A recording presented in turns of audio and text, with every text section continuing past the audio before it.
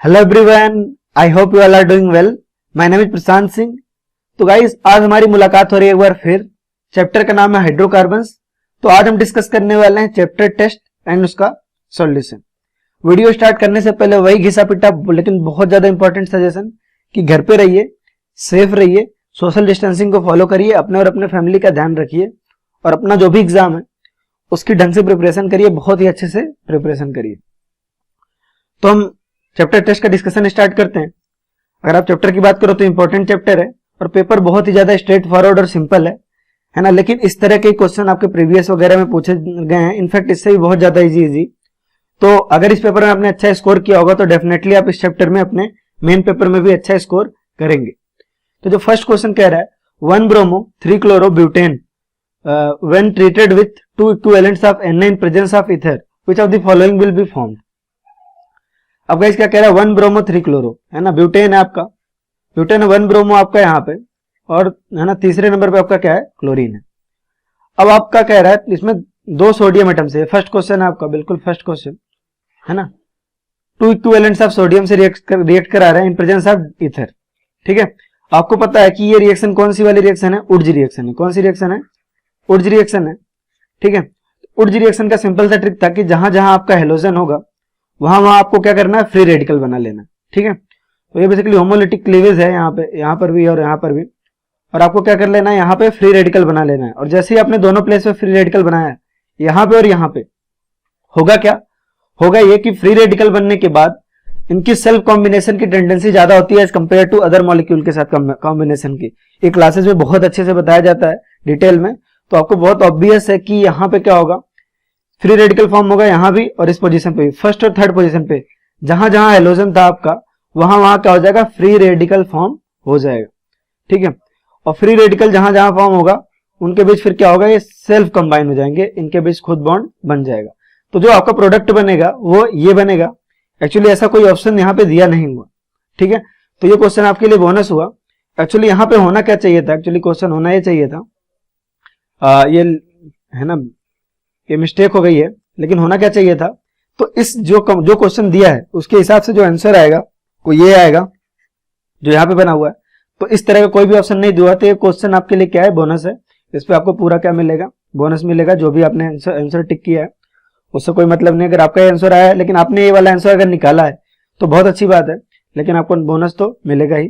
ठीक है, लेकिन होना क्या चाहिए था, क्वेश्चन होना ये चाहिए था 1 bromo 3 chloro 1 bromo 3 chloro cyclobutane, 1 bromo 3 chloro cyclobutane.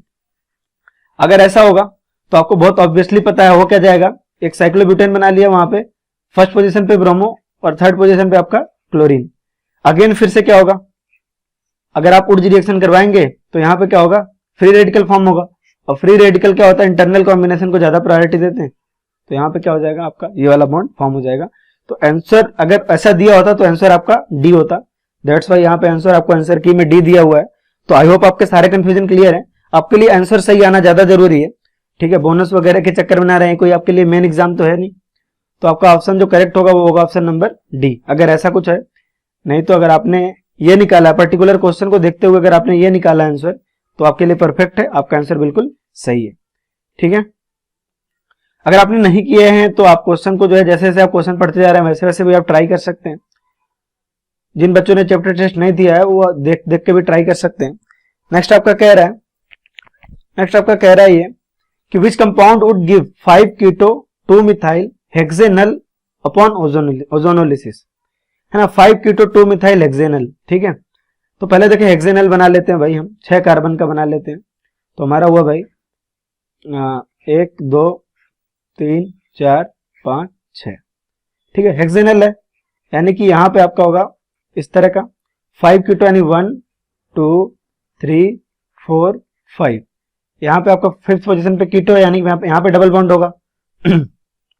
और क्या कह रहा है 5 कीटो एंड 2 मिथाइल यानी कि यहाँ पे होगा आपका CH3। कह रहा है कि कौन सा कंपाउंड ओजोनोलिसिस के बाद, है ना, which compound on ozonolysis gives 5 keto 2 methyl hexanal. ठीक है, ये ओजोनोलिसिस का प्रोडक्ट है। तो ओजोनोलिसिस का प्रोडक्ट अगर हमको वहां से कंपाउंड निकालना होता है तो इसके लिए बहुत सिंपल, ये लगभग हर एक क्लास में सिखाया जाता है, बहुत ही सिंपल है, ये बहुत ही इजी सी ट्रिक है कि हम दोनों डबल बॉन्ड को आमने सामने ले आते हैं, तो यहाँ पे 5 कार्बन है टोटल। ठीक है, तो होगा क्या, हमने 5 कार्बन को बिल्कुल आमने सामने ले आ दिया ऐसे, 1 2 इस तरह का हमने डबल बॉन्ड यहाँ बनाया। इस तरह का थोड़ा इजी दिखने के लिए हम ऐसा कर रहे हैं। यहाँ पे डबल बॉन्ड, यहाँ पे आपका CH3 और यहाँ पे भी आपका CH3। हमने देखिए सिंपल वही बनाया, 1 2 3 4 5 6 5 कीटो 2 मिथाइल हेक्सेनली है ये भी, है ना। इसको हमने इस तरह बना लिया ताकि हमें सिंपल लगे थोड़ा देखने में। ठीक है, अब हमको करना क्या होगा, अब हमको यहां से ये दोनों ऑक्सीजन ऐसे हटा के इनके बीच में क्या लगा लेना है, डबल बॉन्ड लगा लेना। हाइड्रोजन को हमको दिखाने की इतनी ऐसे खास जरूरत तो है नहीं, तो एक ऐसा हो जाएगा, इस तरह का हो जाएगा। देखिए यहाँ पे आएगा डबल बॉन्ड, यहाँ पे आएगा आपका CH3 और यहाँ पे आएगा आपका CH3। तो जो आंसर होना चाहिए उस हिसाब से होना चाहिए। आंसर नंबर आपका B, option number B should be the answer. तो आई थिंक ये बहुत ज्यादा इजी था। कह रहा है the maximum number of isomers including stereo isomers, stereo isomers include करना that are possible on monochlorination of this compound. ठीक है, तो आपको एक पर्टिकुलर कंपाउंड दिया, आई थिंक 3 मिथाइल पेंटेन है। ठीक है, तो 3 मिथाइल पेंटेन को हम बना लेते हैं। 3 मिथाइल पेंटेन हमारा किस तरह का होता है देख लेते हैं, इस तरह का है हमारा। इसका मोनोक्लोरिनेशन कराएंगे तो कितने प्रोडक्ट मिलेंगे, पहले ऐसे सिंपली देख लेते हैं। देखिए एक पॉसिबिलिटी है कि क्लोरीन यहां आके लग जाए। ठीक है, अगर देखिए इस पोजीशन पे क्लोरीन लगे या इस पोजीशन पे क्लोरीन लगे, दोनों में कोई डिफरेंस है नहीं, तो एक ही बना लेते हैं। दूसरी पॉसिबिलिटी है कि क्लोरीन यहां आके लग जाए। ठीक है, अब क्लोरीन जो है यहां आके लगे या यहां आके लगे, दोनों में कोई डिफरेंस है नहीं, तो इसको ऐसे रहने देते हैं। फिर एक पॉसिबिलिटी है कि क्लोरीन जो है यहां आके लगे, और दूसरी पॉसिबिलिटी है कि क्लोरीन कहां लगे, यहां पे लगे, इस तरह पे, इस पोजीशन पे लगे। ये 4 पॉसिबिलिटी है ना। अब अगर विदाउट स्टीरियो आइसोमर्स पूछा होता तो कितने प्रोडक्ट हो जाते हैं आपके, 4। सिंपल कितने हो जाते हैं आपके, 4, है ना। लेकिन अभी हमको स्टीरियो आइसोमर्स को भी काउंट करना है, तो हम देखेंगे कायरल सेंटर कितने हैं। ठीक है, अब देखिए यहां पे इस पर्टिकुलर कंपाउंड में ये आपका क्या है, कायरल सेंटर है, क्योंकि यहां पे आपका CH3, यहां पे हाइड्रोजन, और इस समय इस पर्टिकुलर टाइम पे ये वाला ग्रुप और ये वाला ग्रुप क्या है, अलग अलग। तो यहाँ पे कायरल सेंटर है, तो इससे क्या बनेंगे, 2 प्रोडक्ट बनेंगे, R और S। क्लियर है। इस पर्टिकुलर में कोई भी कंपाउंड जो है आपका, कोई भी सेंटर कायरल नहीं है, तो इसका एक ही बनेगा, कोई भी स्टीरियो आइसोमर पॉसिबल नहीं है। यहां भी कोई कायरल सेंटर नहीं है, यहां भी होगा आपका एक। लेकिन यहां इस पर्टिकुलर कंपाउंड में देखिए, इस वाले पर्टिकुलर कंपाउंड में आपके 2 कायरल सेंटर है। पहले ये भी कायरल सेंटर है, ध्यान दीजिए, है ना, ये बहुत ज्यादा इंपॉर्टेंट था, यहां आपसे गलती हो सकती थी। यहाँ पे आपका हाइड्रोजन है, ये भी आपका कायरल सेंटर है और ये भी आपका कायरल सेंटर है, और 2 कायरल सेंटर है, अनसिमेट्रिकल कंपाउंड है ना। ये देखिए कायरल सेंटर 2 है। अब 2 कायरल सेंटर है, अनसिमेट्रिकल कंपाउंड है। अनसिमेट्रिकल कंपाउंड में अगर 2 कायरल सेंटर होते हैं तो आपका टोटल स्टीरियो आइसोमर हो जाता है, यानी ऑप्टिकल आइसोमर हो जाता है 2 to the power 2, यानी कि 4। इसके टोटल 4 प्रोडक्ट मिलेंगे यहां से। इसमें कोई डाउट है तो आप कमेंट बॉक्स में जरूर पूछ सकते हैं। तो ओवरऑल जो आपके प्रोडक्ट मिलेंगे, तो बहुत इजी था गाइस, हमने सबसे पहले सिंपल बना लिया, कितने पोजीशंस हो सकते हैं, 1 2 3 और 4। फिर हमने कायरल सेंटर देख लिया, यहाँ पे एक कायरल सेंटर था तो 2, यहाँ पे कायरल सेंटर नहीं है तो ये दोनों सिंपल एक एक में एग्जिस्ट करेंगे। यहाँ पे 2 कायरल सेंटर था, अनसिमेट्रिकल था, टोटल 4। इस तरह से बिना स्टीरियो आइसोमर्स काउंट किए 4, लेकिन स्टीरियो आइसोमर्स काउंट करेंगे तो टोटल 8 कंपाउंड बनेंगे। ठीक है, तो इसका जो करेक्ट ऑप्शन होना चाहिए ऑप्शन नंबर सी। ये प्रीवियस ईयर जेईई एडवांस का क्वेश्चन है, तो आपके नीट के लेवल से तो बहुत ऊपर है, लेकिन फिर भी बहुत ऊपर तो क्या आपसे क्वेश्चन होना चाहिए था, क्योंकि क्लासरूम में ये सब तो काउंट करना बहुत अच्छे से सिखाया है। ठीक है, नेक्स्ट क्वेश्चन है आपका 2-phenyl propene on acidic hydration gives, है ना। एसिडिक हाइड्रेशन का क्वेश्चन बहुत सिंपल है। क्वेश्चन क्या कह रहा है, 2-phenyl प्रोपीन। ठीक है, 2-phenyl प्रोपीन। क्वेश्चन नंबर 4 पे आ जाते हैं, 2-phenyl propene on acidic hydration. ठीक है, 4th क्वेश्चन कह रहा है 2-phenyl प्रोपीन बना ले सबसे पहले।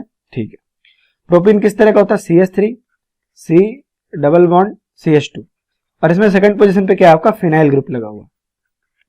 अब इसका क्या कराना है, एसिडिक हाइड्रेशन कराना है, यानी H+H2O। न्यूक्लियोफिलिक एडिशन रिएक्शन है सिंपली। ठीक है, electrophilic addition, I am sorry. ठीक है, होगा क्या, इसका मैकेनिज्म आपको बहुत बहुत अच्छे से पता है, मतलब इस पे तो इतने क्वेश्चन प्रैक्टिस किए हैं आपने क्लासरूम में कि इसमें गलती होने की संभावना ही नहीं है। पहले आपका सिंपली H+ पे अटैक होगा, और होगा क्या, कार्बोकैटायन फॉर्म होगा। तो दोनों में से कहां पे कार्बोकैटायन ज्यादा स्टेबल होगा, बहुत ऑब्वियस है ना, किस कार्बन पे। देखिए यहां से CH3 बनाया, C बनाया, CH है ना, और यहाँ पे डबल बॉन्ड बना है। अब किस कार्बन पे कार्बोकैटायन ज्यादा स्टेबल है, इस पे या इस पे? इस पे स्टेबल है या इस पे? ऑब्वियसली इस पे। तो यहाँ पे बन जाएगा आपका पॉजिटिव चार्ज और यहाँ पे आ जाएगा CH3। आई होप इसमें कोई दिक्कत नहीं। क्यों ये ज्यादा स्टेबल है? क्योंकि ये रेजोनेंस स्टेबलाइज्ड है। अब यहाँ पे आपका पॉजिटिव चार्ज आ गया। अब हम देखते हैं पॉजिटिव चार्ज एक बार कार्बोकैटायन बनाने के बाद हमें देखते हैं कि रीअरेंजमेंट पॉसिबल है क्या। तो इस केस में रीअरेंजमेंट पॉसिबल नहीं है, क्योंकि पहली बात तो टर्शियरी कार्बोकैटायन है, दूसरी बात ये रेजोनेंस स्टेबलाइज्ड है। ठीक है, तो यहाँ पे आपका पॉजिटिव चार्ज आया CH3 और CH3, है ना, रेजोनेंस स्टेबलाइज और दूसरा टर्शियरी कार्बोकैटायन। ठीक है, अब होगा क्या नेक्स्ट स्टेप में, यहाँ पे H2O का अटैक होगा, है ना, वाटर का अटैक होगा। ठीक है, और फाइनली ये कैसे बन जाएगा, मतलब ये मैकेनिज्म आई थिंक बताने की जरूरत तो नहीं है ना, आपने बहुत अच्छे से पढ़ा। यहाँ पे आ जाएगा आपका OH, यहाँ पे आ जाएगा CH3, यहाँ पे आ जाएगा आपको CH3, है ना। बता ही देता हूं आपको, सिंपली H2O का अटैक होगा, यहाँ पे आपका इस तरह से बन जाएगा, यहाँ पे आ जाएगा पॉजिटिव चार्ज, यहाँ पे आएगा आपका CH3 और यहाँ पे आएगा आपका फिनाइल ग्रुप। अब आपको अच्छे से पता ऑक्सीजन के ऊपर पॉजिटिव चार्ज क्या है, अनस्टेबल, तो हाइड्रोजन यहाँ से इलेक्ट्रॉन लूज करके निकल जाएगा और ये बना लेगा आपका, यहाँ से H+ निकल जाएगा। तो बहुत इजी और स्ट्रेट फॉरवर्ड क्वेश्चन था। तो बना क्या फाइनली, बना आपका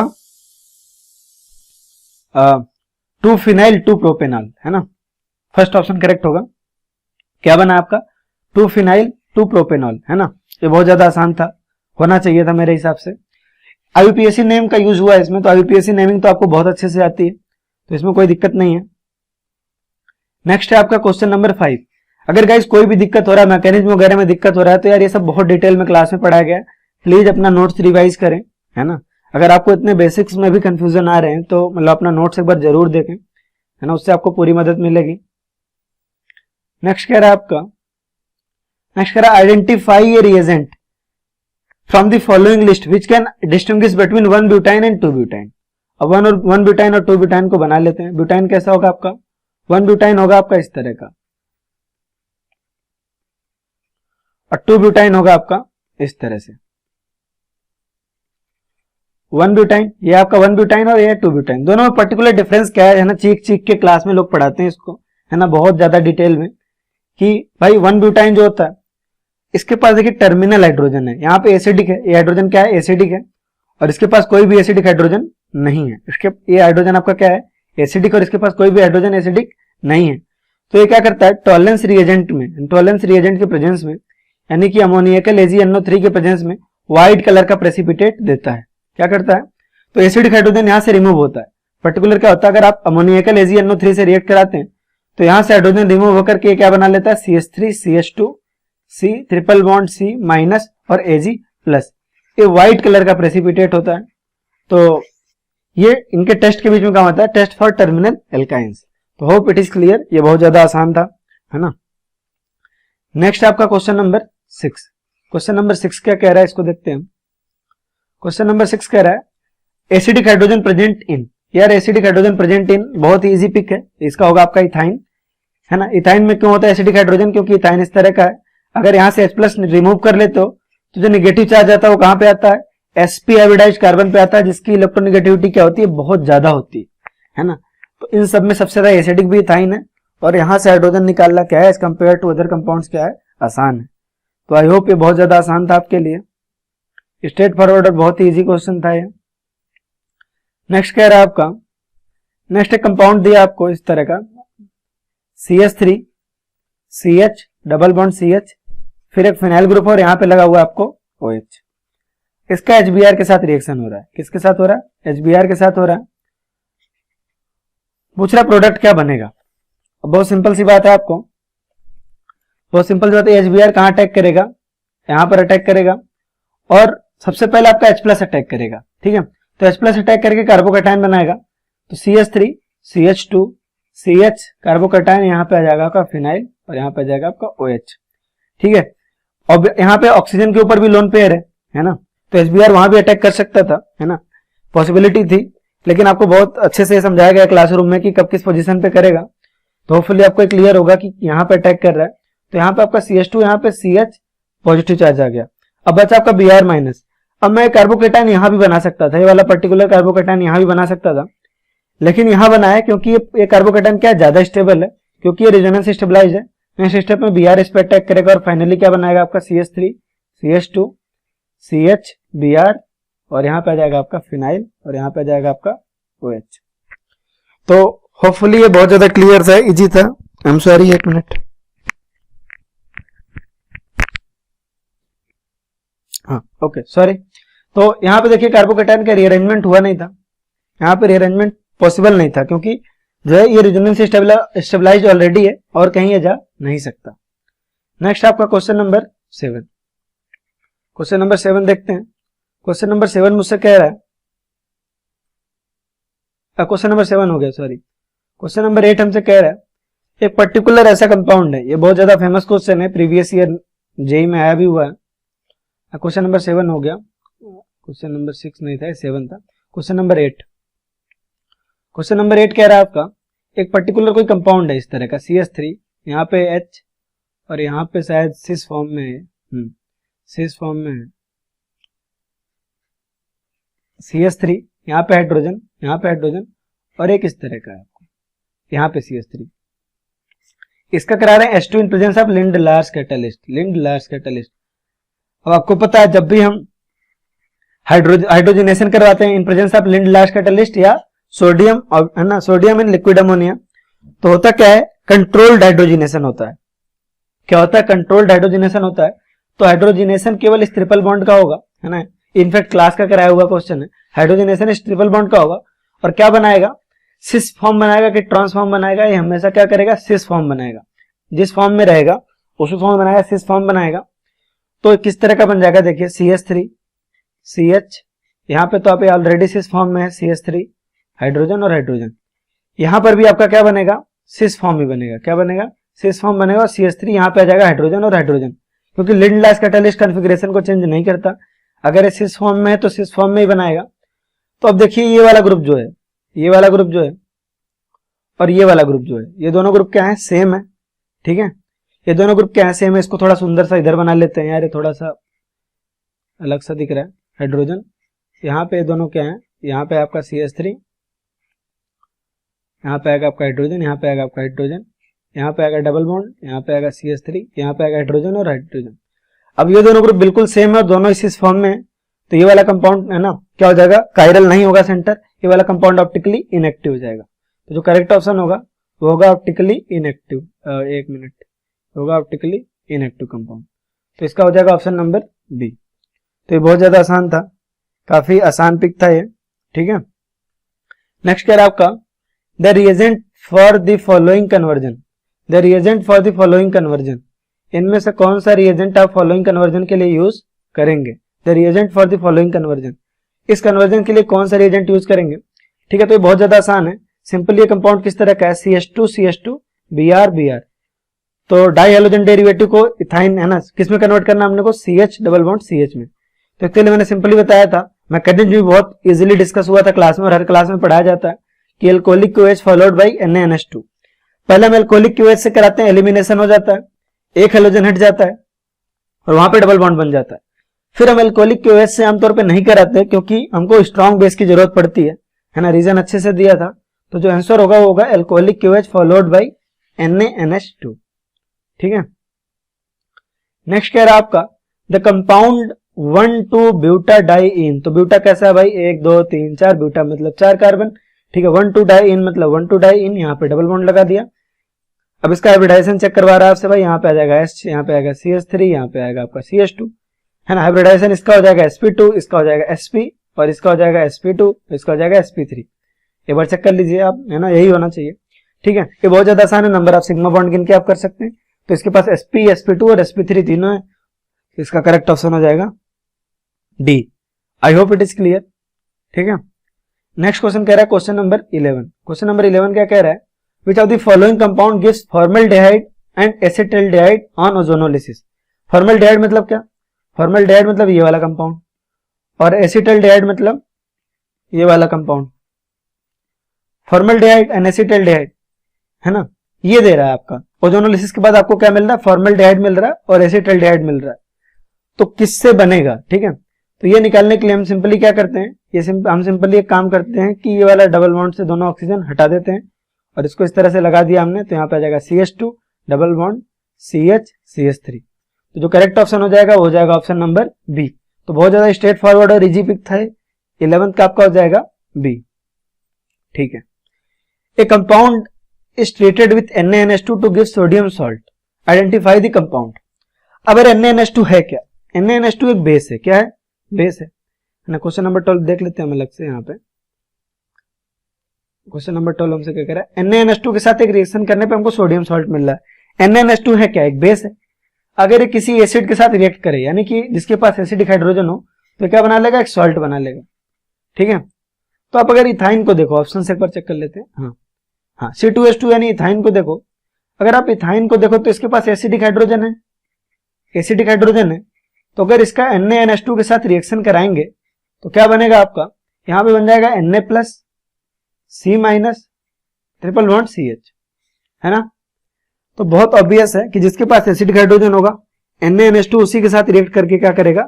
सोडियम सॉल्ट बनाएगा। ठीक है। तो क्वाइट ऑब्वियसली जो इसका आंसर हो जाएगा वो हो जाएगा आपका इथाइन। ये बहुत ज्यादा इजी था। नेक्स्ट क्वेश्चन कह रहा है, नेक्स्ट क्वेश्चन इंपॉर्टेंट है। क्वेश्चन नंबर 13 देखें, ये काफी इजी था वैसे। क्वेश्चन नंबर 13 कह रहा है, बेंजीन लिया हमने शायद, है ना। बेंजीन को हम करा रहे हैं रिएक्शन किससे? बेंजीन का रिएक्शन हम करा रहे हैं इस कंपाउंड से, particular in presence of anhydrous Cl3। Reaction देख के क्या याद आ रहा है बच्चों? फ्रीडल क्राफ्ट रिएक्शन है। फ्रीडल क्राफ्ट रिएक्शन में सबसे पहले क्या होता है? कार्बोकैटायन का फॉर्मेशन होता है। तो इसको ले लेते हैं। यहाँ पे होगा आपका कार्बोकैटायन का फॉर्मेशन होगा। जहां Cl है वहां से Cl हट के यहाँ पे आ जाएगा कार्बोकैटायन। अब हम उसके बाद एक बहुत इंपॉर्टेंट स्टेप है ना। बहुत सारे बच्चे यही गलती किए होंगे कि इसको डायरेक्टली यहाँ पे लगा दिया होगा, इन्होंने उसको डायरेक्टली यहाँ पे लगा दिया होगा, और ये गलत है। ठीक है, ऐसा नहीं हो सकता, है ना। होगा क्या? अब हम यहाँ पे देखते हैं रीअरेंजमेंट की पॉसिबिलिटी है क्या, क्योंकि कंप्लीट कार्बोकैटायन बन रहा है। तो रीअरेंजमेंट होगा क्या ये भी चेक करेंगे। तो यहाँ पे आपका रीअरेंजमेंट होकर यहाँ पे कार्बोकैटायन आ जाएगा, है ना। देखिए यहाँ पे कार्बोकैटायन आया, नेक्स्ट स्टेप में रीअरेंज होकर यहाँ पे आ जाएगा, और फाइनली जो आपका होना चाहिए कार्बोकैटायन वो कहाँ होना चाहिए? इस तरीके से। तो आपका जो आंसर हो जाएगा वो हो जाएगा ऑप्शन नंबर सी। तो आई होप ये बहुत ज्यादा इजी था। ठीक है, आसान था ये काफी। ठीक है, सॉरी एक मिनट। नेक्स्ट कह रहा है, which of the following compound with molecular formula C5H10 yields acetone on ozonolysis. इनमें से कौन सा कंपाउंड जिसका मॉलिक्यूलर फार्मूला C5H10 है, एसीटोन देगा ऑन ओजोनोलिसिस? तो देख लेते हैं। पहला 2-मिथाइल 2-ब्यूटीन। 2-मिथाइल 2-ब्यूटीन कैसा होता है? पहले ब्यूटीन बना लें, 1 कार्बन, 2 कार्बन, 3 कार्बन, 4 कार्बन, 2-मिथाइल 2-ब्यूटीन। ये कंपाउंड है आपका। यहाँ पे आपका हाइड्रोजन, यहाँ पे आपका CH3, 2-मिथाइल 2-ब्यूटीन। अब इसका ओजोनोलिसिस करवाओगे आप, तो यहाँ पे ऑक्सीजन, यहाँ पे ऑक्सीजन, क्या आ जाएगा आप है ना, एसीटोन आ जाएगा, और ये आ जाएगा आपका CH3CHO, एसिटाल्डिहाइड। ये एसीटोन तो दे रहा है, यानी पहली कंडीशन तो सेटिस्फाई हो गई। Which of the following compound yields acetone, acetone तो दे रहा है, लेकिन जो है आपका मॉलिक्यूलर फार्मूला C5H10 है क्या, ये देखते हैं। C5H10 है क्या? इसका फार्मूला 1 2 3 4 5 कार्बन और 3 त्रिका 9, 3 3 3 3 9 10 10, C5H10। इसका मॉलिक्यूलर फार्मूला भी क्या है? C5H10, यानी कि जो हमारा करेक्ट ऑप्शन होना चाहिए वो होना चाहिए ऑप्शन नंबर ए। अब बाकी ऑप्शंस को चेक करेंगे तो ऐसा कुछ भी नहीं मिलेगा आपको जहां पे एसीटोन मिल रहा हो या फिर C5H10 हो, यानी कि बाकी ऑप्शंस क्या है? करेक्ट नहीं है। नेक्स्ट कह रहा है, enthalpy of hydrogenation for this compound will be in order as. अब देखिए वैल्यू कब होगी, है ना। ये क्वेश्चन तो आपका जीओसी में भी पूछा गया था इस तरह का। अब सिंपली है कि आपका जब number of double bond same हो, पहले आप देखिए नंबर ऑफ डबल बॉन्ड क्या है। यहाँ भी नंबर ऑफ डबल बॉन्ड 3 है, यहाँ भी नंबर ऑफ डबल बॉन्ड 3 है, यहाँ भी नंबर ऑफ डबल बॉन्ड 3 है। अगर number of double bond same होता है तो हीट ऑफ हाइड्रोजिनेशन जो है वो इनवर्सली प्रोपोर्शनल होता है किसके? स्टेबिलिटी ऑफ एल्कीन के। किसके? स्टेबिलिटी ऑफ एल्कीन के।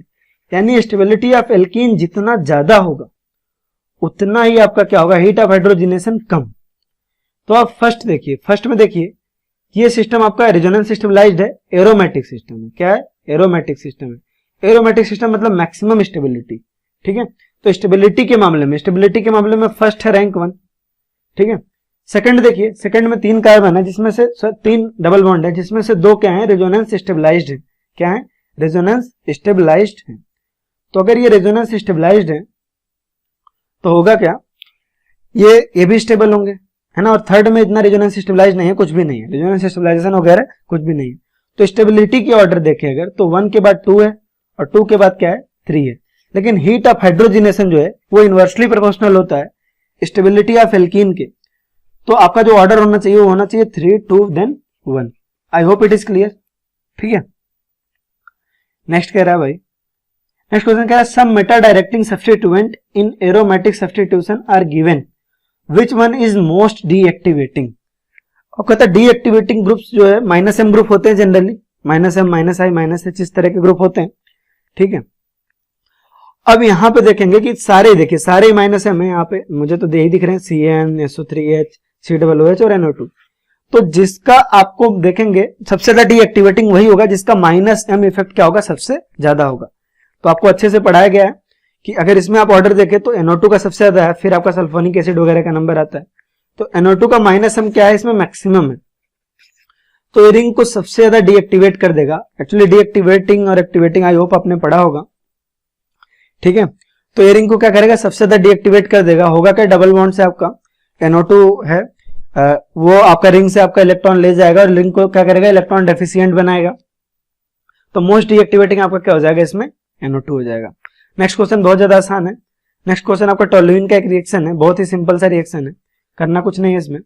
टोलुइन का रिएक्शन है, इसमें जो आपका पहला रिएक्शन है वो कह रहा है, पहले रिएक्शन में कह रहा है आपका क्लोरीन का रिएक्शन आप देखेंगे एनहाइड्रस AlCl3, एनहाइड्रस AlCl3 के साथ है। ये आपका सिंपली क्या है हेलोजिनेशन है। अगर हेलोजिनेशन करोगे तो आपका हेलोजन कहां आएगा, ठीक है, ये बहुत ज्यादा इंपॉर्टेंट है। आपको पता है कि ये जो मिथाइल ग्रुप्स होते हैं, मिथाइल ग्रुप होते हैं वो कौन से ग्रुप होते हैं प्लस H होते हैं। कौन से ग्रुप होते हैं प्लस H, है ना। ये रिंग को एक्टिवेट करते हैं, एक्टिवेटिंग होते हैं और ऑर्थो एंड पैरा डायरेक्टिंग होते हैं। जो क्लोरीन है वो कहां आएगा पैरा पे आएगा और कहां आएगा ऑर्थो पे आएगा। एक चीज तो ये हो गई, ठीक है। दूसरे में आपका है, दूसरा रिएक्शन आपका Cl2 और HNO के साथ है, मोनोहेलोजिनेशन करवाना है। और मोनोहेलोजिनेशन हमेशा कहां होता है, हमेशा sp3 हाइब्रिडाइज्ड कार्बन पे होता है। तो sp3 हाइब्रिडाइज्ड कार्बन ये वाला है, तो यहां पे आ जाएगा आपका CH2Cl। जो करेक्ट ऑप्शन हो जाएगा वो हो जाएगा आपका ऑप्शन नंबर C, ठीक है। यहाँ पे आपका ऑर्थो एंड पैरा डेरिवेटिव बना और यहाँ पे आपका ये B। तो I hope it is clear, काफी आसान और स्ट्रेट फॉरवर्ड था। नेक्स्ट क्वेश्चन कह रहा है which of the following is an activating group when attached to benzene. Activating group कौन सा है ना। अब देखेंगे अगर आप यहाँ पे देखें NH2 को, तो NH2 किस तरह का है आपका एक प्लस एम ग्रुप है। NH2 क्या है, इसके अलावा बाकी सारे माइनस एम है। ये भी आपका माइनस एम है, ये भी माइनस एम है, ये भी माइनस एम है। माइनस एम ग्रुप रिंग को इलेक्ट्रॉन डेफिशिएंट बना के डीएक्टिवेट कर देते हैं। प्लस एम ग्रुप जो है इलेक्ट्रॉन को आपका रिंग में पहुंचा करके रिंग को क्या कर देते हैं एक्टिवेट कर देते हैं। तो एक्टिवेटिंग ग्रुप आपका हो जाएगा NH2। This was a very easy pick, है ना। आई थिंक ये बहुत ज्यादा इजी था। अगला कह रहा है select the true statement about benzene among following, ठीक है। ट्रू स्टेटमेंट तो मुझे दिख रहा है ऑप्शन नंबर डी है, there is cyclic polymer delocalisation, cyclic delocalisation of pi bond in benzene, और इसी वजह से एरोमेटिक होता है और बहुत ज्यादा स्टेबल होता है। साइक्लिक डिलोकलाइजेशन होता है, एक मिनट इस तरह का, ठीक है। तो यही करेक्ट ऑप्शन होगा, बाकी सारे गलत है। क्योंकि क्या क्या कह रहा है because of unsaturation benzene easily undergo addition, गलत है। एडिशन रिएक्शन है बहुत ही मुश्किल से देते हैं क्योंकि एरोमेटिक सिस्टम है, इसको आमतौर पर डिस्टर्ब नहीं करते हैं। नेक्स्ट कह रहा है there is two type of carbon carbon bond is benzene, गलत है।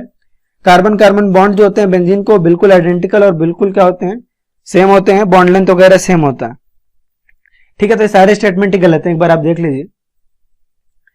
नेक्स्ट कह रहा है bond distance between two adjacent carbon atom is largest in, सबसे ज्यादा किसमें है आपका कार्बन कार्बन बॉन्ड लेंथ पूछ रहा है, सीधी सी बात है। कार्बन कार्बन सिंगल बॉन्ड की आपकी बॉन्ड लेंथ सबसे ज्यादा, तो ब्यूटेन में आपके सारे के सारे क्या है, ब्यूटेन को अगर आप देखो तो सारे के सारे कार्बन कार्बन बॉन्ड क्या है सिंगल है, और सिंगल की बॉन्ड लेंथ सबसे ज्यादा होती है। सिंगल बॉन्ड की सिंगल बॉन्ड लेंथ सब क्या होती है सबसे ज्यादा होती है।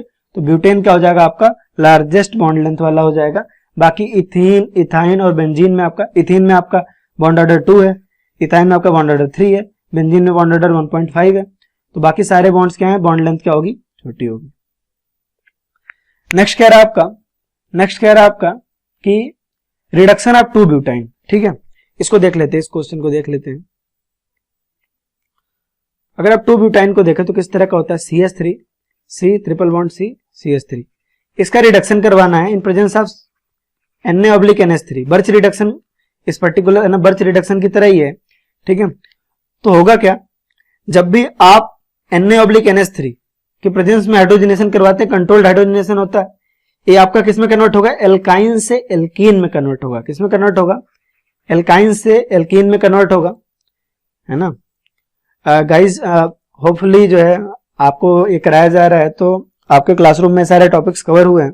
अगर क्लासरूम में टॉपिक नहीं हुए होंगे तो आपको थोड़ा मुश्किल आ रही होगी, क्योंकि मैंने ये सब पढ़ा दिया है, तो इसलिए थोड़ा तेज भी बता रहा हूँ। तो आप कोप अप करिएगा। अगर कोई प्रॉब्लम आती है, कोई मुश्किल होती है, तो एक बार जरूर पूछें, है ना, पूछने से कतराए नहीं, ठीक है। नेक्स्ट आपका देखिए, आपका होगा अब बेसिकली यहाँ पे आपका फॉर्म होगा, एक डबल बॉन्ड फॉर्म हो जाएगा। क्या हो जाएगा, हाइड्रोजनेशन होकर एक डबल बॉन्ड फॉर्म हो जाएगा। अब सवाल ये बनता है कि सिस बनता है कि ट्रांस, तो इस केस में आपका बनता है ट्रांस। क्या बनता है आपका, ट्रांस। तो आपका हो गया CH2, यहाँ पे आ जाएगा CH, यहाँ पे आ जाएगा हाइड्रोजन, आ जाएगा CH3, तो हो जाएगा ट्रांस 2 ब्यूटीन। तो जो करेक्ट ऑप्शन होगा आपका बी। एक मिनट, है ना, करेक्ट ऑप्शन हो जाएगा आपका बी। एक सेकंड ना,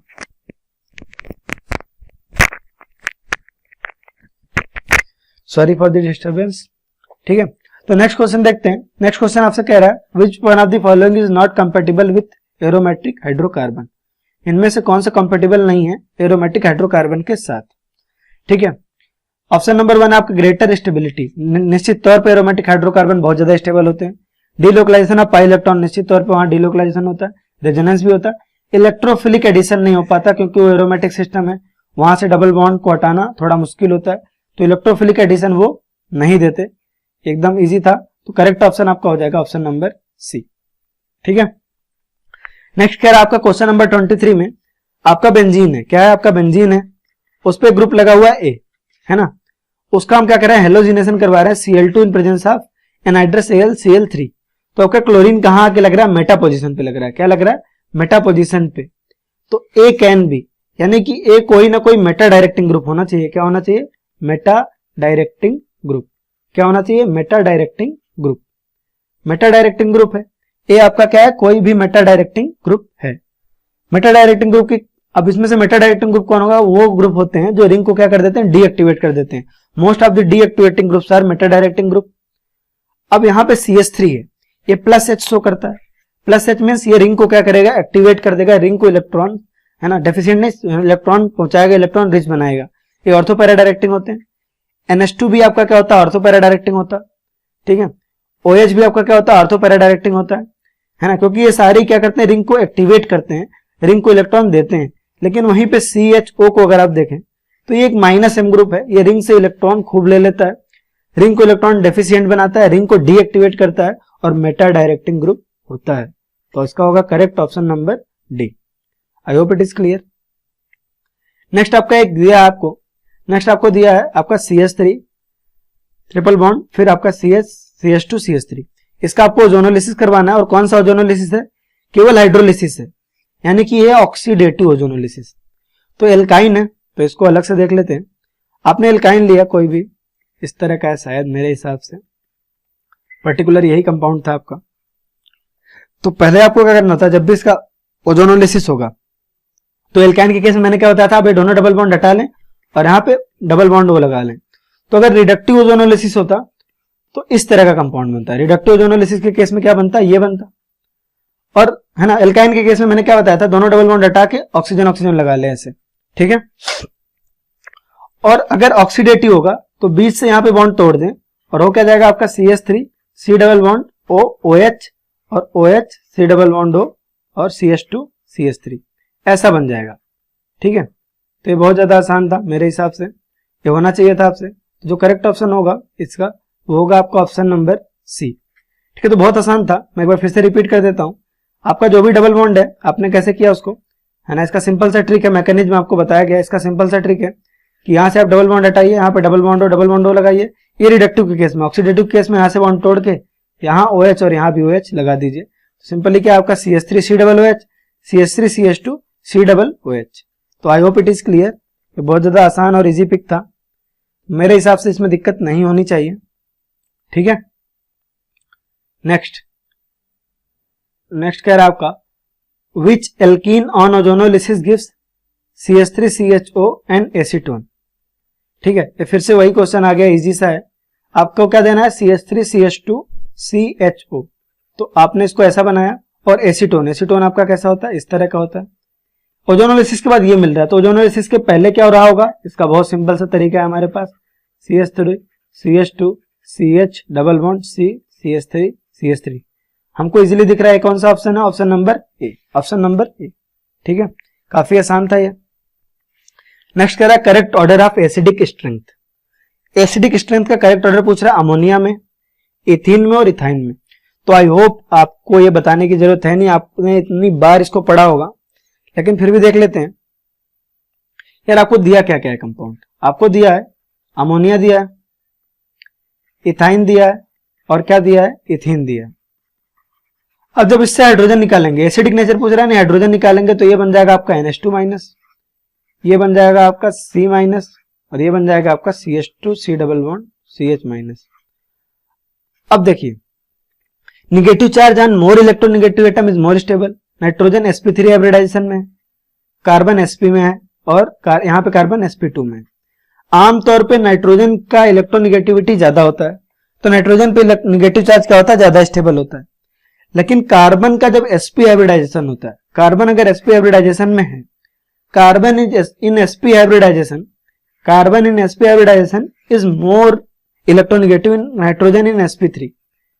तो ज्यादा इलेक्ट्रोनेगेटिव इस पर्टिकुलर केस में कौन सा है, कार्बन है। तो ये वाला जो आपका स्पीसी बन रहा है वो ज्यादा स्टेबल है, इसलिए इसका एसिडिक कैरेक्टर क्या होगा, ज्यादा होगा। तो CH डबल बॉन्ड CH का एसिडिक कैरेक्टर ज्यादा होगा एज कंपेयर टू NH3। ठीक है, अब NH3 का ज्यादा होगा CH2 CH2 से, क्योंकि कार्बन इन sp2, कार्बन के sp2 में जो इलेक्ट्रोनेगेटिविटी होती है वो कम होती है as compared to nitrogen in sp3। तो बहुत ऑब्वियस है कि हमारी पिक होगी CH ट्रिपल बॉन्ड CH फिर NH3 फिर आपका आएगा CH2 डबल बॉन्ड CH2। तो ये काफी आसान था मेरे हिसाब से। नेक्स्ट कह रहा है which of the following reaction follows free radical mechanism. इसमें से कौन सा रिएक्शन आपका फ्री रेडिकल मैकेनिज्म फॉलो करेगा। तो यार आपका फर्स्ट सेकंड तो आपको बहुत अच्छे से पता है, इलेक्ट्रोफिलिक एडिशन रिएक्शन है। फर्स्ट सेकंड आपका इलेक्ट्रोफिलिक एडिशन है, ये आपका प्रॉपर इसमें कार्बोकैटायन वगैरह बनता है, फिर ये बनता है। ऑप्शन नंबर डी आपका क्या है, डिहाइड्रेशन ऑफ एल्कोहल है, इसमें भी आपका कार्बोकैटायन बनता है। आप करके देखिए रिएक्शन। जो आपका ऑप्शन नंबर सी है वो आपका पर ऑक्साइड इफेक्ट है, खरास इफेक्ट का है क्वेश्चन है। ये आपका फ्री रेडिकल मैकेनिज्म फॉलो करता है, बहुत ज्यादा फेमस है ना। जब आप किसी एल्कीन का रिएक्शन आप HBr से कराते हो, किसी एल्कीन का रिएक्शन आप HBr से कराते हो इन प्रेजेंस ऑफ पर ऑक्साइड, तो वो क्या करता है आपका, वो आपका फ्री रेडिकल मैकेनिज्म फॉलो करता है। ठीक है, नेक्स्ट क्वेश्चन कह रहा है in which of the following cases completion of reaction is most difficult. किस केस में आपका रिएक्शन का कंप्लीशन जो है वो सबसे ज्यादा डिफिकल्ट है। ठीक है, सबसे ज्यादा डिफिकल्ट किस केस में है वो देख रहे हैं हम। ठीक है, अब देखिए है क्या, अब देखिए सिंपल सी बात है, सारे रिएक्शन में आपका क्या है, ग्रिग्नार्ड रिएजेंट से करा रहे हैं रिएक्शन। ग्रिग्नार्ड रिएजेंट यहाँ भी है, ग्रिग्नार्ड रिएजेंट यहाँ भी है, ग्रिग्नार्ड रिएजेंट यहाँ। ठीक है, तो ग्रिग्नार्ड रिएजेंट का अगर किसी एसिडिक हाइड्रोजन के साथ रिएक्शन करवाते हैं तो यहां से R और वो वाला हाइड्रोजन मिलकर क्या बना लेते हैं, आपका एल्केन बना लेते हैं। तो यहाँ पे देखिए अल्कोहल है, एल्कोहल बहुत आसानी से H दे देगा अपना। एल्कोहल से अगर आप ग्रिग्नार्ड रिएजेंट का कराएंगे तो बेसिकली होगा क्या, एल्कोहल से ये हाइड्रोजन लेके क्या करेगा, RH बना लेगा। यहाँ पे आपका है ना कार्बोक्सिलिक एसिड, कार्बोक्सिलिक एसिड का भी यही सेम केस है कि अगर कार्बोक्सिलिक एसिड का ग्रिग्नार्ड रिएजेंट के साथ रिएक्शन कराएंगे तो इसका एसिडिक हाइड्रोजन लेके क्या करेगा, RH बना लेगा। तो बेसिकली कंपाउंड में रिएक्शन होगा तब जब एसिडिक हाइड्रोजन होगा। और हमारे पास दो केसेस बचे, A और B। ठीक है, A और D सॉरी। तो A और D को हम देख लेते हैं इधर पे। A आपका कह रहा है ऐसा, अगर इसका RMGX से कराया तो क्या होगा। अगर ऐसा इसमें दिख तो नहीं रहा कहीं एसिडिक हाइड्रोजन है, लेकिन अगर आपने यहां से एक हाइड्रोजन निकाल लिया, सॉरी हाइड्रोजन इलेक्ट्रॉन लेके नहीं जाएगा, देखा जाएगा, तो ये क्या हो जाएगा आपका, यहाँ पे RH बन जाएगा और बन जाएगा आपका ये स्पीसी बनेगी। एक्चुअली इसके MgX के साथ सॉल्ट बनेगा, लेकिन ये बन जाएगा आपका। और ये कंपाउंड आपका क्या है, एरोमेटिक है। क्या है, एरोमेटिक है। अगर ये एरोमेटिक है तो यहां से हाइड्रोजन निकालना क्या है, बहुत ज्यादा इजी है। यहां से हाइड्रोजन का रिमूवल क्या है, बहुत ज्यादा आसान है, इसीलिए ऐसा बनेगा। लेकिन वहीं डी वाले केस में देखिए, डी वाले केस में क्या होगा, यहाँ पे आपका अगर यहाँ से हाइड्रोजन आप निकाल लेते हो गलती से, तो ये कंपाउंड किस तरह का बन जाएगा, इस तरह का बन जाएगा, और ये एंटी एरोमेटिक सिस्टम है जो कि पॉसिबल नहीं है, और इन दोनों प्लेसेस से भी हाइड्रोजन इतना आसानी से निकलेगा नहीं। तो ये आपका मोस्ट डिफिकल्ट रिएक्शन है। Option number D should be the correct answer, क्योंकि वो सबसे ज्यादा डिफिकल्ट है हाइड्रोजन निकालने के लिए। तो आपका करेक्ट ऑप्शन हो जाएगा option number D.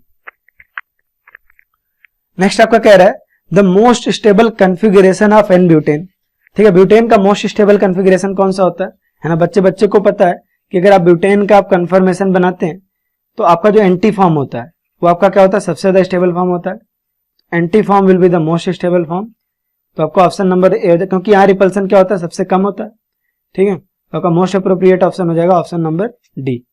I hope it is clear. Question number 30 देखते हैं। क्वेश्चन नंबर 30 में आपका क्या है, एक कंपाउंड दिया हुआ है। क्वेश्चन नंबर आपका एक कंपाउंड दिया है, उसका मोनोक्लोरिनेशन करवा रहे हैं। Total number of product including isomers पूछ रहा है। चलिए इसको देख लेते हैं। अब आपको पता है कि आपका इस तरह का कंपाउंड है। ये क्वेश्चन एक्चुअली बहुत डिफिकल्ट बनाया जा सकता था अगर इसमें मैं कुछ चीजें और हटाता। तो क्लासरूम में जब आप आएंगे तो इसको करवा दूंगा मैं एक बार फिर इस तरह का। आपका इसका मोनोक्लोरिनेशन करवाया आपने। मोनोक्लोरिनेशन अगर आपका होगा, देखिए कितने तरह के कार्बन है आपके। एक ये कार्बन है, एक ये कार्बन है, और एक कार्बन है। ठीक है, तो पहली पॉसिबिलिटी आपका ऐसा कुछ बन जाए, देखिए यहां पे आपका क्लोरीन आ जाए, इस तरह का बन जाए। दूसरी पॉसिबिलिटी आपका ऐसा कुछ बन जाए। ठीक है, और तीसरी पॉसिबिलिटी आपका इस तरह का बन जाए कुछ। अब होगा क्या, देखिए एक बार। अब देखिए अगर आपका जो है क्लोरीन इस पोजीशन पे एक बार लग गया है ना, क्लोरीन अगर इस पोजीशन पे लग गया आपका, ठीक है, इस पोजीशन पे लग गया, तो इन तीनों पोजीशन पे कोई मतलब नहीं, क्योंकि बिल्कुल आइडेंटिकल पोजीशन है। अगर क्लोरीन यहां लग गया तो इन तीनों पोजीशन पे सेम होगा, क्योंकि बिल्कुल आइडेंटिकल। अगर क्लोरीन यहां लग गया तो इन तीनों पोजीशन पे क्या है, सेम है। तो केवल तीन तरह के दिख रहे हैं, है ना। विदाउट स्टीरियोमर्स अगर पूछता, विदाउट स्टीरियोमर्स पूछता तो मेरे हिसाब से इसका आंसर होता 3। क्या होता है इसका आंसर 3। लेकिन विथ स्टीरियो आइसोमर्स देख रहा है तो हमको ये भी देखना पड़ेगा कहीं जीआई या ऑप्टिकल आइसोमेरिज्म तो नहीं शो कर रहा है। तो जीआई और ऑप्टिकल आइसोमेरिज्म के केस में होगा क्या। अब अगर इसको देखिए, है ना, इस वाले कंपाउंड को देखिए, तो इसके पास कहीं भी स्टीरियो सेंटर नहीं है, कोई भी स्टीरियो सेंटर नहीं है ना, ना ही स्टीरियो सेंटर है, ना ही स्टीरियोजेनिक सेंटर है, कायरल सेंटर भी नहीं। ठीक है,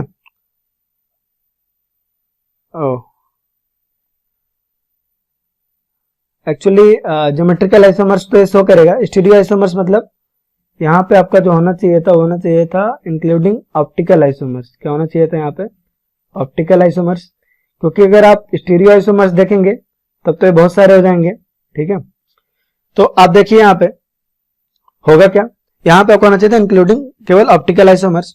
ठीक है, क्योंकि अगर आप देखेंगे ऐसे तो ज्योमेट्रिकल आइसोमर्स ये शो करेगा, ये सारे कंपाउंड क्या करेंगे, जीआई शो करेंगे इस पोजीशन से भी, क्योंकि सब्स्टिट्यूटेड आपके साइक्लोएल्केन है, ये आपके ज्योमेट्रिकल आइसोमर्स क्या करेंगे, शो करेंगे। तो होना ये ऑप्टिकल आइसोमर्स चाहिए था। तो ऑप्टिकल आइसोमेरिज्म के केस में तो यहाँ पे कोई भी कायरल सेंटर नहीं है, स्टीरियोजेनिक सेंटर है, स्टीरियो सेंटर भी है, सॉरी। ठीक है, क्योंकि ये जीआई शो करेगा पर्टिकुलर कंपाउंड। ठीक है, तो होगा क्या आपका, होगा ये कि ये वाला आपको यहाँ पे कोई भी कायरल सेंटर नहीं है। अगर इसको आप देखें, इस कंपाउंड को देखें, तो कायरल सेंटर आपके हैं, कायरल सेंटर आपका यहाँ है। ठीक है, और कोई भी नहीं है। क्यों यहाँ पे है, क्योंकि यहाँ पे आपका CH3, यहाँ पे हाइड्रोजन, और ये वाला ग्रुप और ये वाला ग्रुप क्या है, अलग अलग है, क्योंकि यहाँ पे अब आ गया Cl, और यहाँ पे कोई भी कायरल सेंटर नहीं है। यहाँ पे कायरल सेंटर आपका नहीं है, यहाँ भी नहीं है, और यहाँ पे है। तो ये RNS 2 कॉन्फ़िगरेशन में एग्जिस्ट करेगा, तो टोटल 4 हो जाएंगे। ठीक है, टोटल 4 हो जाएंगे। अगर अब आप ऑप्टिकल आइसोमर्स को केवल आप optical iso including optical isomers अगर आप देखो तो कितने कंपाउंड बनेंगे इंक्लूडिंग ऑप्टिकल आइसोमर्स। ठीक है, तो ये आपका हो जाएगा 4। एक्चुअली इससे ज्यादा होना चाहिए, क्योंकि जो है आपका यहाँ पे क्या है, ये कंपाउंड जीआई भी शो करेंगे। तो अभी हम ज्योमेट्रिकल आइसोमर्स इसमें इग्नोर कर रहे हैं, क्योंकि अगर हम ज्योमेट्रिकल आइसोमर्स काउंट करेंगे तो बहुत सारे हो जाएंगे। ये क्वेश्चन एक्चुअली स्पेसिफाई करना चाहिए था यहाँ। ठीक है, ओके। नेक्स्ट आपका total number of a cyclic isomer of C4H6। C4H6 को देख रहे हैं हम। ठीक है, total number of a cyclic isomers है ना, C4H6 के कितने एसाइक्लिक आइसोमर्स होंगे। ठीक है, C4H6 के कितने एसाइक्लिक आइसोमर्स होंगे। तो जब भी इस तरह का क्वेश्चन आए आपको क्या निकालना है, ड्यू निकालना है। इसका अगर आप ड्यू निकालोगे तो कितना आएगा, 2 आएगा। कितना आएगा, इसका ड्यू आएगा आपका 2। तो होपफुली आपको एक क्वेश्चन आया है, इस क्वेश्चन को आप थोड़ा करेक्ट कर लीजिएगा, क्वेश्चन नंबर 30 को। ठीक है, तो आपका देखो C4H6 का आपका एसाइक्लिक आइसोमर्स पूछ रहा है, तो आपने इसका ड्यू निकाला तो आया आपका ड्यू 2, और ड्यू 2 आया, यानी कि आपका कितनी पॉसिबिलिटी है, दोनों के दोनों क्या हो, के पाई बॉन्ड हो। या ऐसी पॉसिबिलिटी है आपका एक पाई बॉन्ड हो, एक पाई बॉन्ड हो और एक क्या हो, रिंग हो। या ऐसी पॉसिबिलिटी हो सकती है दोनों के दोनों आपको क्या हो, रिंग हो। तो ये रिंग वाला केस तो चला गया, क्योंकि ये साइक्लिक आइसोमर्स पूछ रहा है, तो 2 पाई बॉन्ड वाला ही केस लेना अपने को। अब 2 पाई बॉन्ड का भी हमारा 2 केस हो सकता है, 2 पाई बॉन्ड का भी हमारा 2 केस हो सकता है। ऐसा हो सकता है 2 डबल बॉन्ड हो, ऐसा हो सकता है 1 ट्रिपल बॉन्ड हो। तो चलिए बना लेते हैं। तो हमने भाई C4H6 में हमने लगाया 4 कार्बन, हमने लगाया 4 कार्बन। होगा क्या, 2 डबल बॉन्ड लगाने की केवल इतनी कंडीशन है, 2 डबल बॉन्ड या तो आपका इस तरह आएगा या तो आपका इस तरह आ सकता है, इसके अलावा और कोई भी पॉसिबिलिटी नहीं है। और 1 ट्रिपल बॉन्ड आपका या तो यहां आएगा और या तो आपका कहां आएगा, यहां आएगा। तो इस तरीके से 4 आइसोमर्स पॉसिबल हैं, total 4 isomers are possible. Total 4 isomers ऐसे होंगे जहां पे आपका जो आपके क्या होंगे, एसाइक्लिक होंगे। ठीक है, तो ये बहुत ज्यादा इजी था। इसका जो करेक्ट ऑप्शन हो जाएगा वो जाएगा आपका 4। तो 31 का हो जाएगा आपका 4। ठीक है, नेक्स्ट क्वेश्चन कह रहा है आपका एक इग्नाइट रिएजेंट है, उसका आपका हैवी वाटर के साथ रिएक्शन कराया है। तो आपको पता है ये तो बहुत इजी सा था, CH3CmgCl। ओके, आपका क्या है, एक इग्नाइट रिएजेंट है इस तरह का, CH3 CCH3 फिर आपका MgCl, क्या है, MgCl। इसका हैवी वाटर के साथ रिएक्शन कराया है D2O के साथ। आपको पता है कि जब भी ना सिंपल हम क्या करते हैं, ठीक है, वाटर के साथ होता तो आपका एसिडिक हाइड्रोजन निकलता, यहाँ पे आपका एसिडिक ड्यूटेरियम निकलेगा। ठीक है, तो होगा क्या, आपका जो R ग्रुप है और D ग्रुप है वो आपस में क्या होंगे, मिल जाएंगे और क्या बनाएंगे, एल्केन बनाएंगे। है ना, ये बहुत ज्यादा इजी है। अरे सिंपल सा है यार कि R, देखिए अगर आप वाटर के साथ रिएक्शन कराएंगे RMgX का तो क्या बनाएगा आपका, RH बनाएगा। क्या बनाएगा आपका, RH बनाएगा। सिमिलरली आप किसका करा रहे हो, थोड़ा इसको सुंदर सा बना लेते हैं अलग से, है ना, थोड़ा अलग तरीके से रिप्रेजेंट करते हैं इसको, MgCl इस तरह का बना लेते हैं। ठीक है, तो यहां से ज्यादा समझ में आएगा आपको। और आपका D2O है, क्या है आपका, D2O। होगा क्या, ये आपका एसिडिक ड्यूटेरियम है, तो ये जो R है वो यहां से इसको लेके निकल जाएगा और क्या बनाएगा आपका CH3CD CH3 और CH3। तो इसका जो करेक्ट ऑप्शन होगा वो होगा option number I think A, 32 का A। It is correct option, most appropriate option. Wait, ठीक है। नेक्स्ट कह रहा है आपका highest boiling point is expected for. ये क्वेश्चन बहुत ज्यादा इजी है। अगर आप नंबर ऑफ कार्बन देखो, ठीक है, नंबर ऑफ कार्बन देखो तो नंबर ऑफ कार्बन जो है आइसोब्यूटेन में है 4, आइसोब्यूटेन में है 4, है ना, एन ऑक्टेन में है 8, एन ब्यूटेन में है 4 और 2,2,3,3 टेट्रा मिथाइल ब्यूटेन में भी आपके हैं 8। अब देखिए नंबर ऑफ कार्बन ज्यादा होगा तो बॉइलिंग पॉइंट ज्यादा होगा क्योंकि मॉलिक्यूलर मास ज्यादा होगा। उस हिसाब से ऑप्शन नंबर ए और डी कह रहे हैं हम, अच्छा तो हम चलते हैं। ठीक है, ए और डी तो आपका क्या है, पक्का नहीं हो सकता। ए और डी तो क्या नहीं हो सकता, मतलब नहीं हो सकता। बचा आपका बी और सी। ठीक है, बी और सी के पास 8-8 कार्बन है तो उसमें भी आपका क्या है, सी में आपकी ब्रांचिंग ज्यादा है, सी में क्या है, ब्रांचिंग ज्यादा है, खूब ज्यादा इनफैक्ट, और बी में आपका ब्रांचिंग नहीं है। तो ब्रांचिंग बढ़ने से आपका बॉइलिंग पॉइंट क्या होता है, डिक्रीज होता है। तो हाईएस्ट बॉइलिंग पॉइंट हो जाएगा आपका एन ऑक्टेन का। करेक्ट ऑप्शन होगा आपका बी। तो ये बहुत ज्यादा इजी था। ठीक है, in which of the following cases benzene, which of the following case benzene will not form.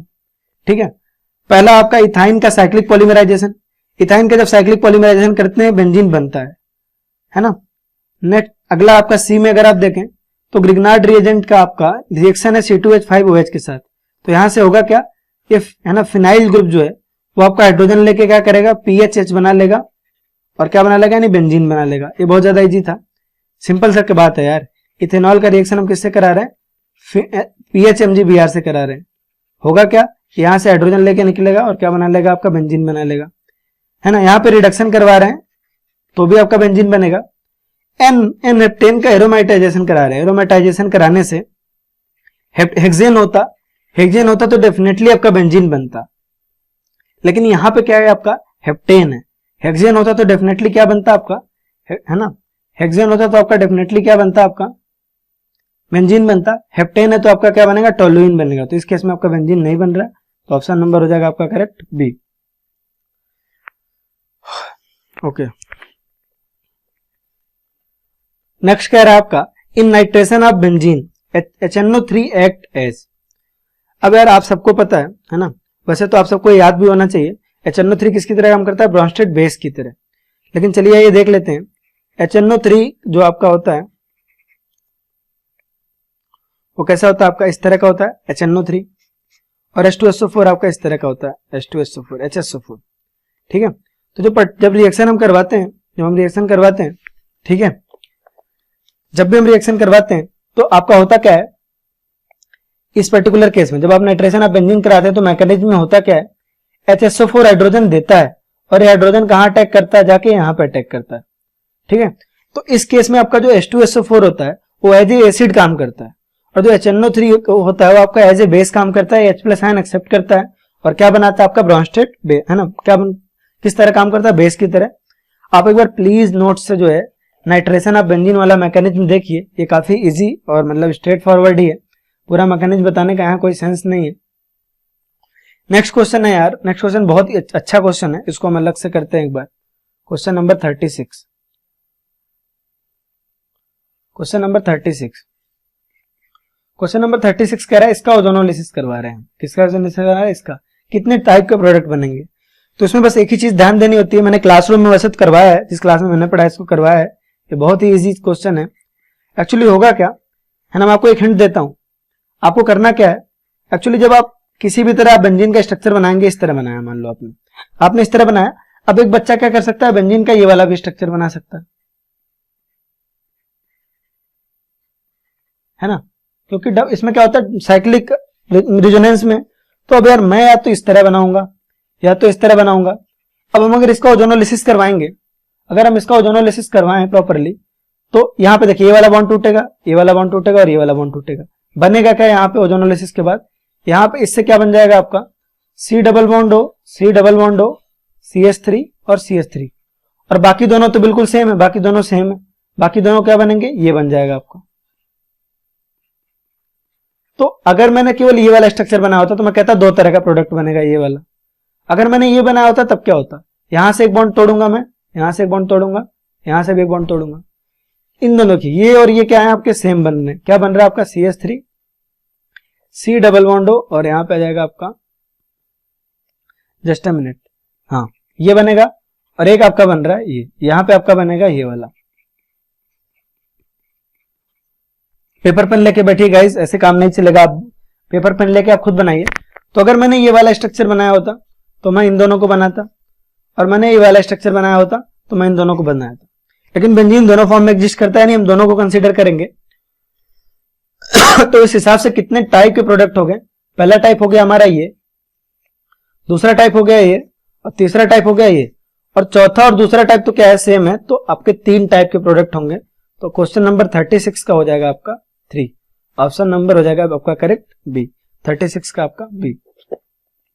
Shortest carbon carbon bond distance is found in, shortest carbon carbon मतलब बॉन्ड ऑर्डर आपका 3। Ethyne में देखिए, ethyne आपका carbon carbon triple bond है, bond order 3 है, bond length क्या हो जाएगा सबसे कम, तो शॉर्टेस्ट बॉन्ड हो जाएगा आपका CH3। नेक्स्ट है आपका नेक्स्ट क्वेश्चन आपको बताना पड़ेगा, इसको मैं बताता हूं आपको। नेक्स्ट क्वेश्चन देखिए, आपका कह रहा है pH C triple bond C CH3, आपका एसिडिक हाइड्रोजन हो रहा है, डाइल्यूट एसिड के प्रेजेंस में रिएक्शन हो रहा है, डाइल्यूट एसिड लिया हमने इन presence of heavy metal Hg2+, ऐसा होता है तो इसको हम कहते हैं हाइड्रेशन ऑफ एल्काइन। ये रिएक्शन कैसे होता है, पहले आपका H+ का अटैक होता है और मोस्ट स्टेबल कार्बोकैटायन बनता है। अब pH C double bond C और CH3 बनेगा, कार्बोकैटायन कहां बना है आपके हिसाब से, यहां वाला कार्बोकैटायन ज्यादा स्टेबल है एज कंपेयर टू यहां वाले, यहां पे आ गया आपका कार्बोकैटायन। नेक्स्ट स्टेप में क्या होगा, यहाँ पे OH का आपका अटैक होगा और ये बन जाएगा PHC OH double bond CH CH3। एक बार फिर से देखिए, ये रिएक्शन आपने पढ़ी है नहीं पढ़ी? अगर आपने नहीं पढ़ी है तो ये आपको समझ में नहीं आएगा ऐसे इतने जल्दी जल्दी में, ठीक है। मैं धीरे धीरे इसको बताता हूं आपको एक बार। होगा क्या, पहले केस में आपका H+ का अटैक होगा, H+ का अटैक होगा तो यहां से एक बॉन्ड टूटेगा। अब H या तो यहां लगेगा या तो यहां लगेगा, और जहां भी लगेगा उसके दूसरे पोजीशन पे आपका क्या होगा, कार्बोकेटायन फॉर्म होगा।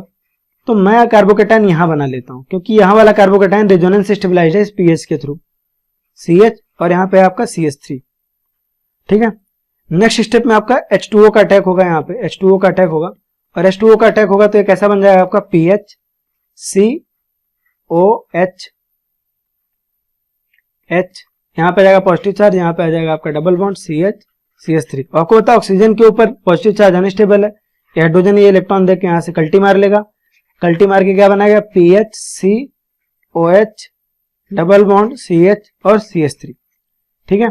आपको पता है कौन सा फॉर्म है, इनॉल फॉर्म है। कौन सा फॉर्म है, इनॉल फॉर्म है। इनॉल फॉर्म आपका लेस स्टेबल होता है, तो इसका कीटो फॉर्म बना लेते हैं। इसका अगर कीटो फॉर्म बनाओगे तो यहाँ पे आएगा आपका डबल बॉन्ड, और ये हाइड्रोजन कहाँ चला जाएगा, यहाँ पे चला जाएगा, तो हो जाएगा आपका इस तरह का CH2 CH3। तो कीटो इनॉल टॉटोमेरिज्म में आपका इनॉल फॉर्म और यह आपका कीटो फॉर्म। कीटो फॉर्म ज्यादा स्टेबल होता है, इसीलिए ये वाला फॉर्मेशन होगा। तो आपका करेक्ट ऑप्शन हो जाएगा इसके लिए, आपका करेक्ट ऑप्शन हो जाएगा ऑप्शन नंबर ए। तो I hope it is clear, ठीक है। नेक्स्ट कह रहा है आपका, नेक्स्ट देखिए क्या कह रहा है। नेक्स्ट आपका देखिए हाइड्रोजन से रिएक्शन करा रहा है, हाइड्रोजनेशन करा रहा है इन presence of sodium oblique NH3 में, लिक्विड अमोनिया में करा रहा है सोडियम के।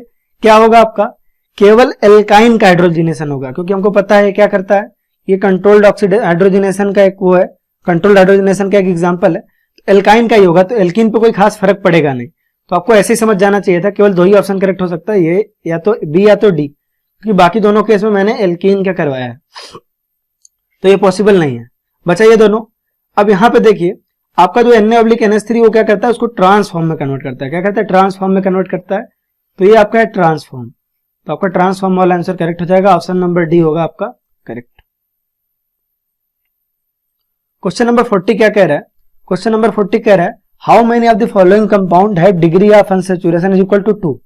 किसी भी कंपाउंड का ड्यू कैसे निकलता है, किसी भी कंपाउंड का आपका ड्यू निकलता है जब आप, है ना, ड्यू निकलता है आपका number of pi bond plus number of ring से। अगर आप इसमें नंबर ऑफ पाई बॉन्ड देखें तो एक, नंबर ऑफ रिंग कितना है, एक, तो ड्यू हो गया इसका 2। इसका नंबर ऑफ पाई बॉन्ड तो एक भी नहीं, नंबर ऑफ रिंग है 2, तो ड्यू हो गया 2। Number of pi bond plus number of ring 3, तो ड्यू हो गया आपका 3। Number of pi bond plus number of ring 4, due 4। Number of pi bond plus number of ring 2, यहाँ पे नंबर ऑफ रिंग 2, तो ड्यू 2 वाले कितने कंपाउंड है ऐसे 4, तो आपका करेक्ट ऑप्शन होगा 4, यानी करेक्ट ऑप्शन होगा ए। नेक्स्ट एक बार देख लेते हैं 3,3-डाइमिथाइल 2-ब्यूटेनॉल। क्या कह रहा है, 3,3-डाइमिथाइल 2-ब्यूटेनॉल, 1 2 3 4, है ना। क्या कह रहा है, 3,3-डाइमिथाइल 2-ब्यूटेनॉल, यहाँ पे आपका OH, 3,3-डाइमिथाइल, यहाँ पे आपका है CH3। इसका क्या कराना है अपने को, is heated with concentrated H2SO4। इसका क्या कर रहा है, कंसंट्रेटेड H2SO4 के साथ हीट कर रहे हैं, H+ के साथ हीट कर रहे हैं। कौन सा रिएक्शन, कौन सा रिएक्शन आप बताइए, ये रिएक्शन है आपका, है ना, डिहाइड्रेशन ऑफ एल्कोहल का। होगा क्या, इस तरह के रिएक्शन में होता क्या, इसको चलिए साफ सुथरा बना के करते हैं। यहाँ पे आ जाएगा OH, यहाँ पे आ जाएगा H, यहाँ पे आ जाएगा C, CH3 CH3 CH3, ठीक है। सिंपली क्या कर रहा है, H2SO4 के प्रेजेंस में हीट कर रहे हैं, यानी ये डिहाइड्रेशन ऑफ एल्कोहल का रिएक्शन है। इस केस में पहले आपका क्या होता है, अटैक होता है OH पे, ठीक है। H+ का अटैक कहाँ होता है, OH पे, और बनता क्या है CH3 C, यहाँ पे आ जाता है आपका, एक मिनट, यहाँ पे आ जाता है आपका OH, और यहाँ पे आ जाता है, यहाँ पे पॉजिटिव चार्ज आ जाता है, और क्या बनता है आपका CH3 और CH3। ऑक्सीजन के ऊपर निगेटिव पॉजिटिव चार्ज क्या होता है, अनस्टेबल होता है, तो यहाँ से लीव कर जाएगा, लीव करके क्या बनाएगा CH3 C, यहाँ पे पॉजिटिव चार्ज, यहाँ पे आएगा आपका CH3। अब कहता है कार्बोकैटायन फॉर्म हो चुका है, कार्बोकैटायन क्या हुआ है, फॉर्म हो गया है। और कार्बोकैटायन अगर फॉर्म हो गया है तो हम देखते हैं इसका रीअरेंजमेंट पॉसिबल क्या है, क्या डेफिनेटली पॉसिबल है। ये यहां से यहां जाएगा तो सेकेंडरी से टर्शियरी में कन्वर्ट हो जाएगा, तो यहां से कुछ ना कुछ शिफ्ट होना चाहिए। अगर हाइड्रोजन होता तो हाइड्रोजन शिफ्ट होता, लेकिन यहाँ पे आपका मिथाइल, तो मिथाइल शिफ्ट होगा, मिथाइल शिफ्ट होकर क्या बनाएगा CH3, यहाँ पे आ जाएगा आपका पॉजिटिव चार्ज, यहाँ पे आपका हाइड्रोजन है, यहाँ पे भी हाइड्रोजन है, और यहाँ पे जाएगा आपका CH3 और CH3, फिर फाइनली यहाँ पे आपका बन जाएगा डबल बॉन्ड। तो एक इस तरह का बन जाएगा CH3 C डबल बॉन्ड हो CH3 CH3 CH3, इस तरह का कंपाउंड बन जाएगा। तो जो करेक्ट ऑप्शन होगा वो आई गेस होगा आपका 2,3 डाइमिथाइल 2 ब्यूटीन। तो 41 का जो करेक्ट होगा वो होगा ए, 2,3 डाइमिथाइल 2 ब्यूटीन, यही बना है आपका बिल्कुल ठीक है। विच ऑफ द फॉलोइंग है एसिडिक हाइड्रोजन। यार एसिडिक हाइड्रोजन के बारे में बहुत बार बताया गया है। ब्यूटेन के पास कोई भी एसिडिक हाइड्रोजन नहीं, 2 मिथाइल प्रोपेन के पास कोई नहीं, क्योंकि एल्केन्स के पास तो एसिडिक हाइड्रोजन इन जनरल नहीं होता। ठीक है, आपका ब्यूट 2 आइन देखिए, ब्यूट 2 आइन कैसा होता है, ये अभी पिछले क्वेश्चंस में हमने डिस्कस किया था। और ब्यूट 1 आइन कैसा होता है आपका, इस तरह का होता है। तो उसमें आपका ये देखिए, आपका ब्यूट 1 आइन जो है टर्मिनल है, ये वाला है ना हाइड्रोजन आपका एसिडिक है, और ये आपका क्या है एसिडिक हाइड्रोजन प्रोड्यूस करता है। तो ब्यूट 1 आइन विल बी द आंसर। ठीक है, बहुत ज्यादा इजी था ये। नेक्स्ट है आपका question number 43।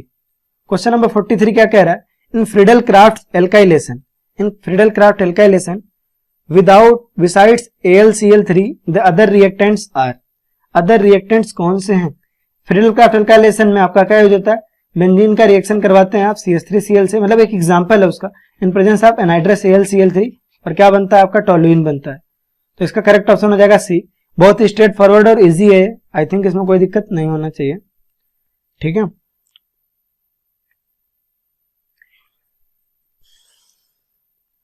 when acetylene is passed through dilute H2SO4 in presence of HgSO4 the compound formed is, the compound formed is।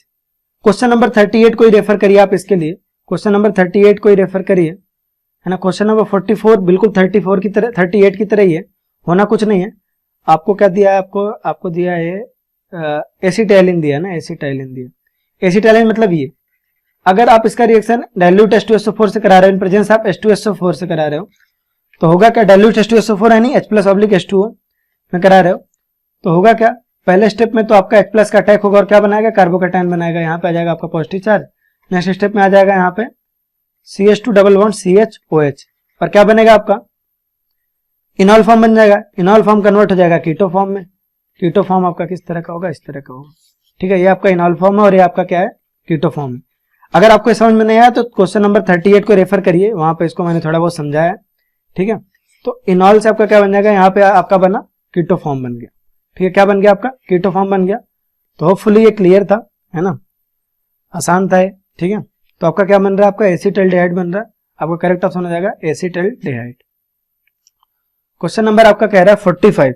Question number 45 कह रहा है आपका विच of the following is ortho para directing group. Ortho para directing group होते हैं आपके सारे के सारे +M वाले। अब यहाँ पे आप SO3H को देखिए, -M है, एरिंग को डीएक्टिवेट कर देगा। क्या कर देगा, डीएक्टिवेट कर देगा।